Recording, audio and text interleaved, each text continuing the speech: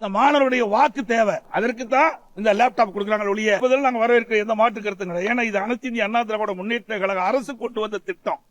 அந்த திட்டத்தை இவர் இப்பதான் கடைபிடிக்கிறாங்க. இதை ஏற்கனவே நாங்கள் குறிப்பிட்டவாறு இந்த ஆட்சி அமைந்தவுடன் மாணவ செல்வங்களுக்கு இந்த மடிக்கணினி கொடுக்கப்பட்டிருந்தா பயனுள்ளதா இருந்தது. சரி, எப்பாவது கொடுக்கறீங்களே, எதற்காக கொடுக்கறீங்க?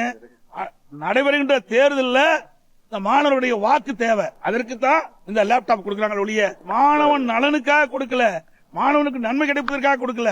அப்படி கொடுக்குவதாக இருந்தால் இந்த அரசு 2025ஆம் ஆண்டு கல்லூரி திறப்பதற்கு முன்பு கல்லூரி திறந்த பிறகு கொடுத்திருந்தா கூட பரவாயில்ல. அப்பவும் கொடுக்கல. கல்லூரி சேர்ந்த மாணவர்கள் கடனை உடனே வாங்கி லேப்டாப்ப வாங்கி படிச்சிட்டு இருக்கிறாங்க. அதாவது இன்னைக்கு 3 ஆண்டு நிறைவுபட போகுது. இன்னும் 2 மாசத்துல 3 ஆண்டு நிறைவு பெற்று மாணவர்கள் வெளியேற போறாங்க. அப்போ இந்த லேப்டாப் கொடுக்கறீங்க, அதனால என்ன பயன்? ஆக இந்த அரசோட நோக்கம் என்ன? தேர்தலில் அவருடைய வாக்கு கிடைக்கணும், அதுதான் நோக்கம்.